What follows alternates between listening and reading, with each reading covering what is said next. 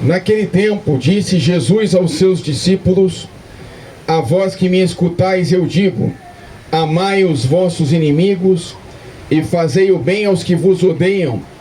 Bendizei os que vos amaldiçoam e rezai por aqueles que vos caluniam. Se alguém te der uma bofetada numa face, oferece também a outra. Se alguém te tomar o manto, deixa-o levar também a túnica. Dá a quem te pedir, e se alguém tirar o que é teu, não peças que o devolva. O que vós desejais que os outros vos façam, fazei-o também vós a eles. Se amais somente aqueles que vos amam, que recompensa tereis? Até os pecadores amam aqueles que os amam. E se fazeis o bem somente aos que vos fazem o bem, que recompensa tereis? Até os pecadores fazem assim. E se emprestais somente àqueles de quem esperais receber, que recompensa tereis? Até os pecadores emprestam aos pecadores, para receber de volta a mesma quantia.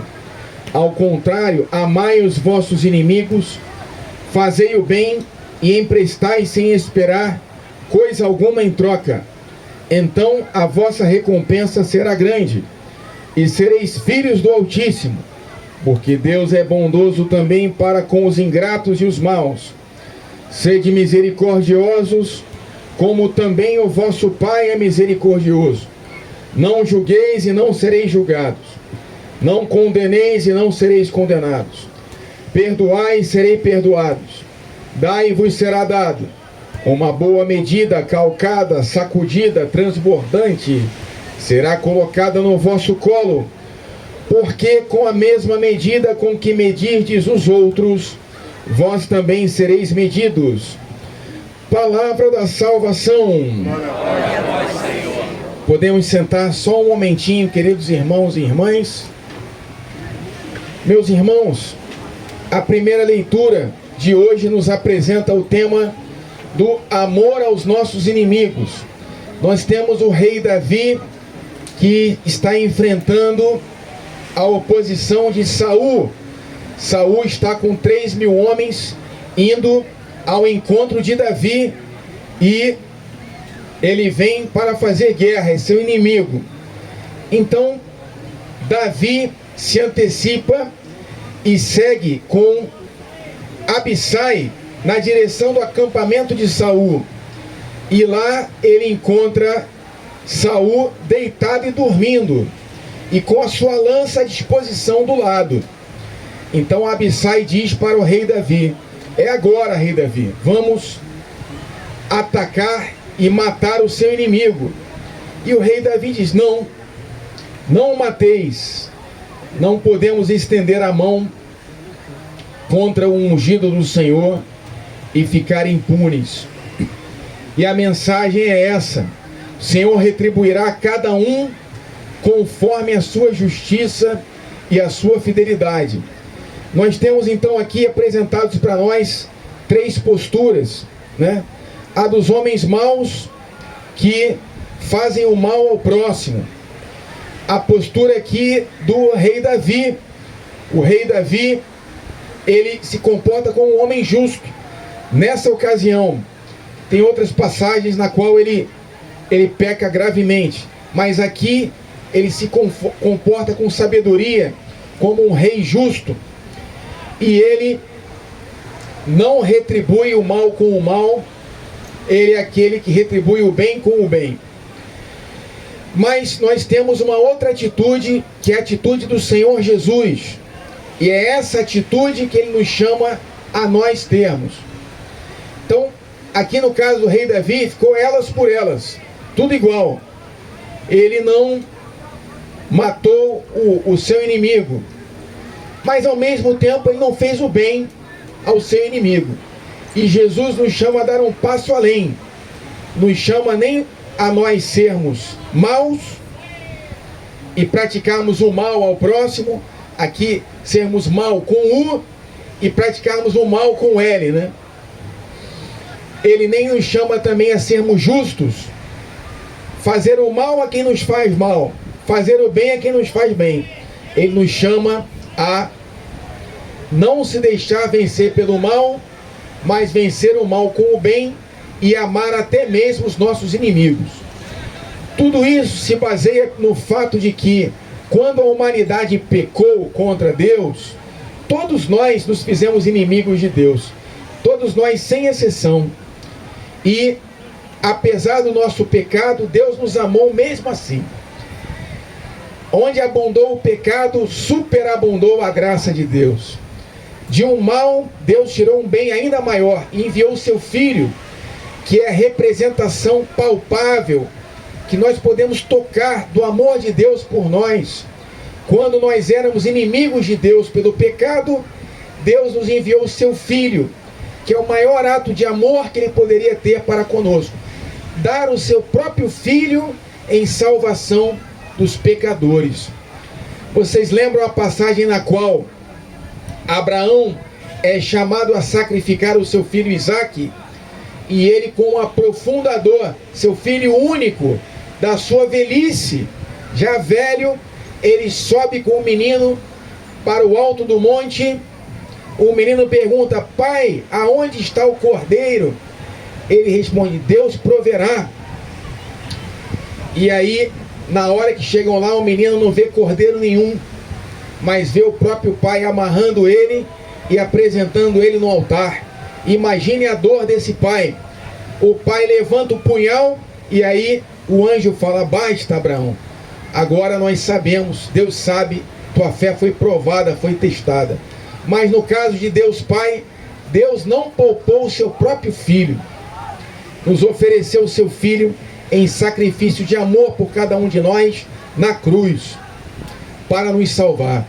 Ele amou os inimigos, que eram inimigos pelo pecado, e nos tornou justos, santos, mais do que justos, nos fez santos, separados para Ele, pela morte e pela ressurreição de Jesus, e pelo envio do Espírito Santo, Ele nos capacita a amar como Ele nos amou. Mas aí a gente escuta Jesus nos dizendo para dar a outra face. Se dar a túnica, a gente deixa levar. Dai a quem te pedir. Se alguém tirar o que é teu, não peças que o devolva. Ora, aqui nós não devemos adotar as palavras de Jesus, como várias passagens da Bíblia, de forma literal. Quando eu era jovem, lá na paróquia da Ressurreição, no Arpoador, tinha um padre muito carismático que dizia assim: Deus não é otário, falava assim, né? Deus não é bobo, Deus vê tudo e Ele também não nos chama a sermos bobos, né? Deus não nos fala para sermos pessoas manipuladas, né? E que não reagem à altura daquilo que nos acontece. São José Maria Escrivá, ele dizia assim: não tem inimigos, tem apenas amigos, aqueles que só te fazem o bem à tua esquerda, aqueles que já te fizeram mal à tua direita. Mas a postura que Deus nos chama a fazer aqui é essa aqui: amai os vossos inimigos, fazei o bem aos que vos odeiam, bendizei os que vos amaldiçoam, rezai por aqueles que os caluniam. Amai o bem, fazer o bem, bendizer e rezar. Isso implica que a gente tem uma postura que não guarda ressentimento nem mágoa de quem nos fez o mal, mas uma postura de quem sabe perdoar, de que não se deixa envenenar pelo veneno do ódio, do ressentimento, da mágoa, mas perdoa aqueles que nos fazem mal e até reza por aqueles que nos fazem mal, para que eles recebam o bem que não souberam nos fazer. É isso que Jesus faz no alto da cruz, quando Ele reza ao Pai, pedindo pelos seus assassinos: perdoai-os que não sabem o que fazem. E para você saber que essa é uma postura que é digna dos santos, lembre-se, por exemplo, de Madre Teresa de Calcutá e da irmã Dulce. Na biografia das duas tem uma passagem na qual elas pedem dinheiro para os pobres. dá uma esmola para os meus pobres. E o homem cospe no rosto dessas mulheres, cospe. E elas respondem: bom, esse cuspe foi para mim, agora eu quero dinheiro para os meus pobres.